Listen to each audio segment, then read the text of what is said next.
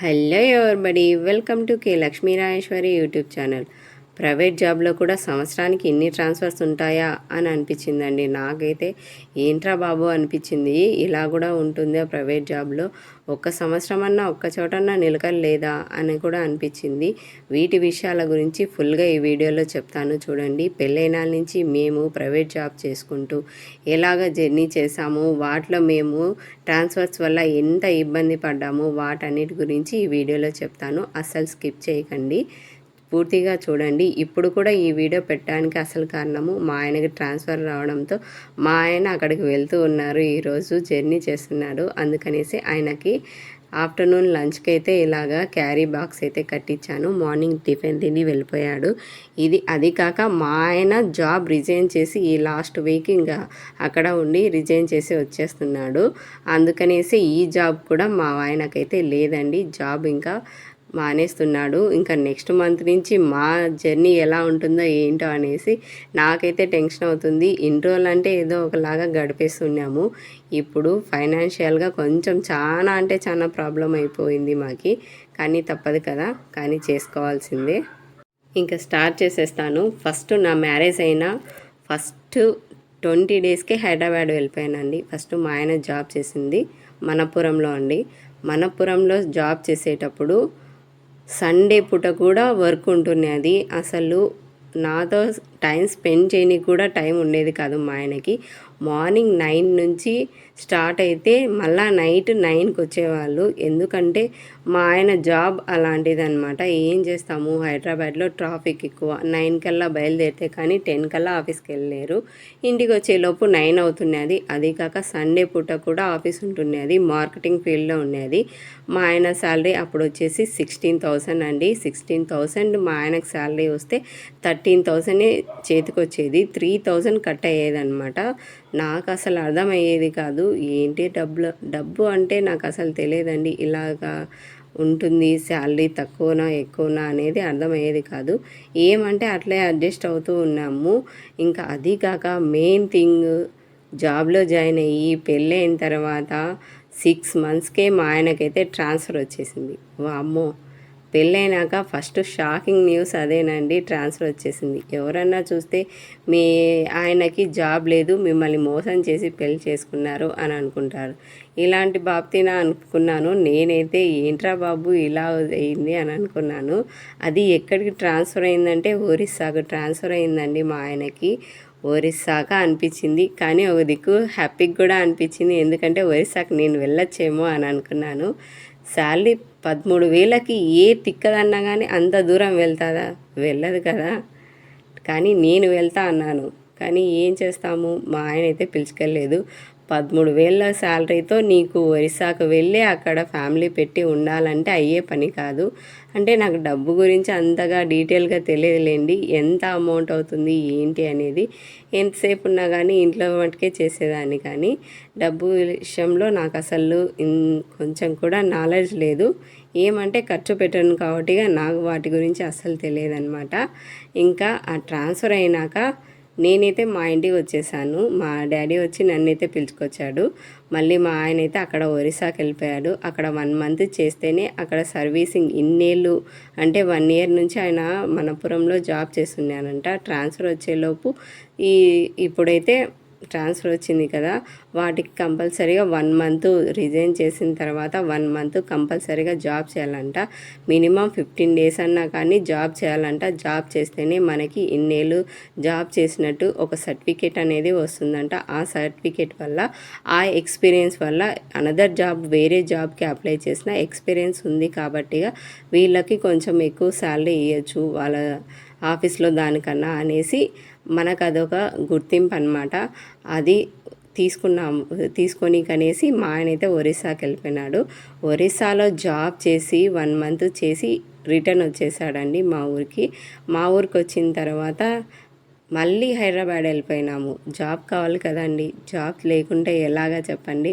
చేతిలో జాబ్ లేకపోతే తిని కూడా ఉండదు. ఇంకా అలాంటి పరిస్థితి. 13,000 శాలరీతో ఆయన అంటే బైక్ ఖర్చులకి వాటికి వీటికి అయితే తిరగనీకి అన్నిటికీ కావాలి కదా. ఇప్పుడు శాలరీ కూడా లేదు. ఎవరినన్నా అడుగుదామన్నా కానీ, మా అమ్మ వాళ్ళని అడుగుదామన్నా నేనైతే అడగలేను. అందుకనేసి నేనైతే ఏమీ అడగలేదు మా అమ్మ వాళ్ళనైతే. మా ఆయన కూడా వాళ్ళ అమ్మ వాళ్ళని కూడా ఒక్క రూపాయి అడగలేదండి. మా దగ్గర ఉన్న వాటితోనే అడ్జస్ట్ చేసుకున్నాము. 1 మంత్ అడ్జస్ట్ చేసుకున్నా ఇంకా జాబ్ రాలేదు.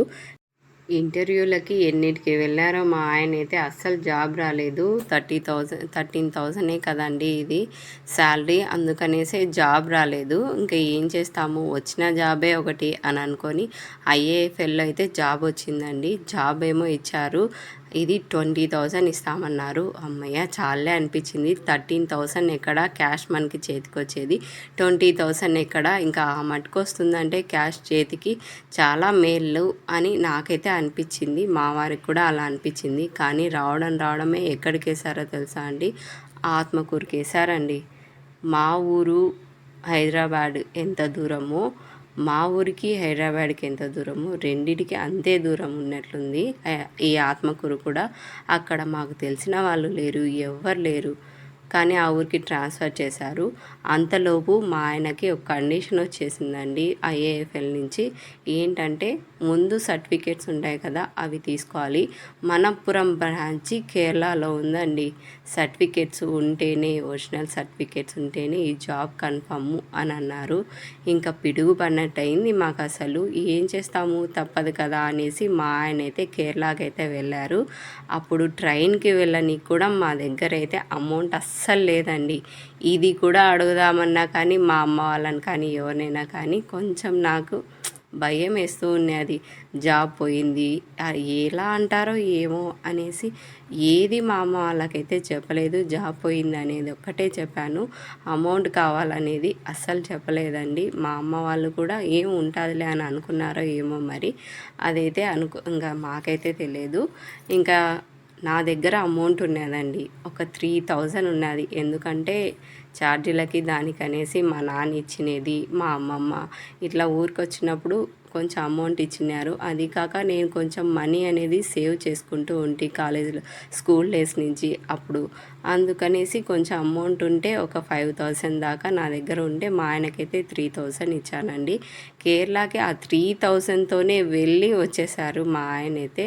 మరి ఇంకా మిగతా అమౌంట్ ఎక్కడ అడ్జస్ట్ చేసుకున్నారో నాకైతే తెలియదు. అక్కడికి వెళ్ళి సర్టిఫికేట్స్ అన్నీ తీసుకొని వాటికి అన్నిటి మీద కేరళ వాళ్ళది ముద్ర ఉంటుంది కదా, ఆఫీస్ వాళ్ళది, ఆ ముద్ర వేయించుకొని రిటర్న్ అయితే వచ్చేసాడండి హైదరాబాద్కి వచ్చిన తర్వాత మేమైతే మళ్ళీ మా ఊరికి వెళ్ళిపోయినామండి.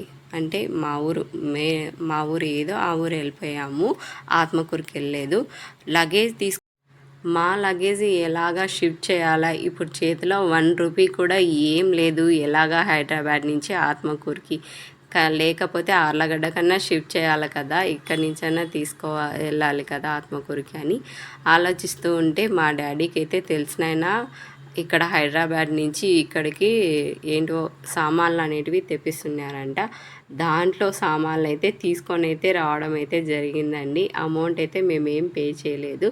ఆ సామాన్లతో పాటు మావెన్ని ఉంటాయండి, కొత్తగా పెళ్ళయి 6 మంత్స్ అయింది. ఆ కొన్ని సామాన్లు అయితే వాటితో పాటు తీసుకొని వచ్చి వాళ్ళ షాప్లోనే పెట్టుకున్నారండి. అలాగే సామాన్లు కూడా, అలాగే సామాన్లన్నీ అక్కడ పెట్టిన తర్వాత ఆత్మకూరుకి వెళ్ళేటప్పుడు మాత్రం మా నాన్న మాత్రం వెహికల్కి అయితే అమౌంట్ అయితే ఇచ్చాడు. వెహికల్లో సామాన్లు తీసుకెళ్ళాం కదా, అమౌంట్ లేదు కదా మా దగ్గర. ఇంకా అసలు ఈడికే 2-3 మంత్స్ అయింది, అట్లే అడ్జస్ట్ అవుతూ ఉన్నాము. ఆడ కొన్ని రోజులు ఈడ కొన్ని రోజులు అట్లా ఉండి అడ్జస్ట్ అయ్యాము. మా ఆయన చేతిలో ఉండే డబ్బులల్లా ఖర్చు అయిపోతూనే ఉంది. ఇంకా ఆత్మకూరుకి వెళ్ళిన తర్వాత ఒక 1 మంత్ కల్లా శాలరీ పడిందండి. ఆ లగేజ్ షిఫ్ట్ చేయడం అవన్నీ అయితే మా నాన్న చేయించాడు, లగేజ్ ఎట్లో కట. ఇంకా అక్కడికి వెళ్ళిన తర్వాత శాలరీ ఎప్పుడు వస్తుందా అనేది, అప్పుడు వరకు ఎలా అడ్జస్ట్ కావాలనేది అలాగే అడ్జస్ట్ అవుతూ వచ్చాము. నేను మా ఆయన అయితే ఎవరితో అయితే అమౌంట్ అయితే అస్సలు ఇప్పించుకోలేదు. కానీ ఛార్జీలకి దానికి దీనికని మా నాన్న ఇచ్చిన అమౌంటే నేను ఏవెట్టుకుంటున్నాను కదా, ఆ అమౌంట్ని అయితే చేసుకుంటూ వచ్చాను.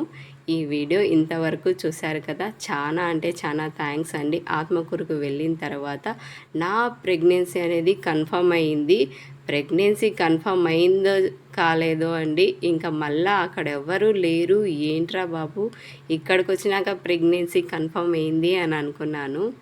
ఏం చేస్తాము, ఇంకా అలాగే ఆత్మకూరులో ఒక 5 మంత్స్ 6 మంత్స్ ఉండి మళ్ళీ నేనైతే మా ఊరికైతే రావడం జరిగింది. మళ్ళీ మా ఆయనకు కూడా ట్రాన్స్ఫర్ కూడా వచ్చిందండోయ్. ఆత్మకూరు నుంచి మళ్ళీ ట్రాన్స్ఫర్ వచ్చింది మా ఊర్లో 6 మంత్స్ ఉన్న తర్వాత. అది ఎక్కడికి వచ్చింది ఏంటి అనేది నెక్స్ట్ వీడియోలో చెప్తాను, చూసేయండి. ప్రైవేట్ జాబ్లో కూడా ఇలా ఉంటుందండి చిన్న జాబ్ల వాళ్ళకి.